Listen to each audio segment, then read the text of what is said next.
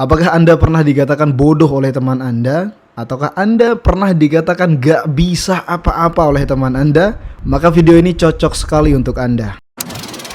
Halo semuanya, sahabat inspirasi dimanapun kalian berada. Jadi udah lama sekali saya gak pernah bikin podcast seperti ini. Saya gak pernah bikin video berbicara luasa seperti ini. Dan saya merasa ada banyak hal yang perlu saya bagikan kepada teman-teman sekalian.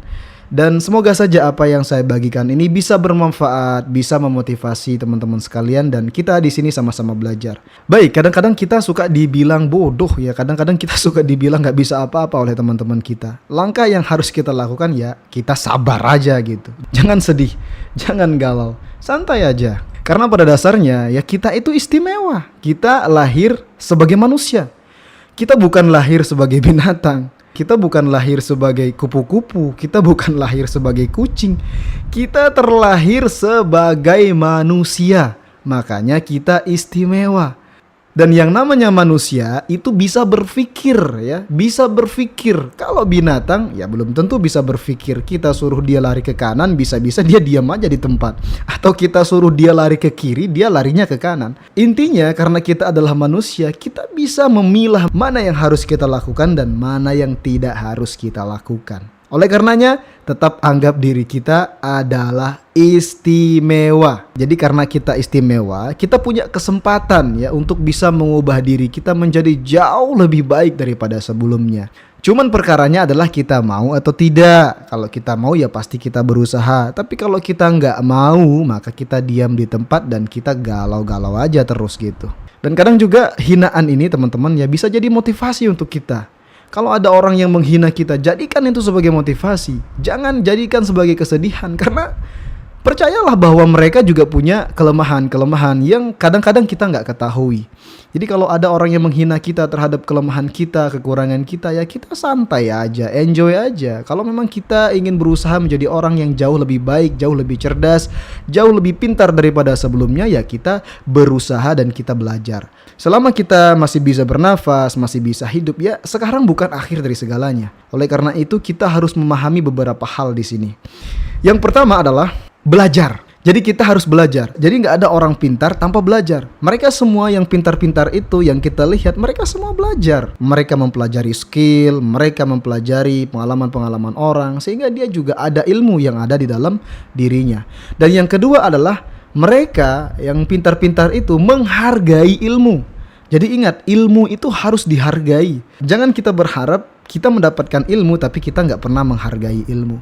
Ilmu itu nggak pernah bisa mau masuk kepada jiwa-jiwa, kepada hati yang tidak mau menghargainya. Maka dengan kita menghargai ilmu, ilmu itu akan mudah masuk ke dalam diri kita. Tapi bayangkan kalau seandainya misalnya kita sekarang merendahkan ilmu, tidak menghargai ilmu, belajar tidak ada aturannya, tidak mau mengatur waktu untuk belajar, ya gimana ilmu mau masuk kepada diri kita? Maka kita akan tetap menjadi orang yang bodoh. Kemudian selanjutnya yang ketiga adalah kita harus menyadari ya kita ini memang kurang ilmu, kita ini memang kurang belajar. Sebab pada dasarnya kita memang malas. Gak mungkin orang menghina kita, kamu bodoh, kamu gak bisa apa-apa. Kalau kita orangnya rajin. Pasti karena kita orangnya malas, kurang ilmu, itulah alasan orang menghina kita. Jadi ya kita harus mengintrospeksi diri kita bahwa kita memang kurang ilmu. Makanya kita harus belajar. Kemudian selanjutnya atau yang keempat adalah perbanyak membaca. Ingat, membaca ini adalah jendela dunia. Dengan kita banyak membaca, maka kita akan belajar banyak hal.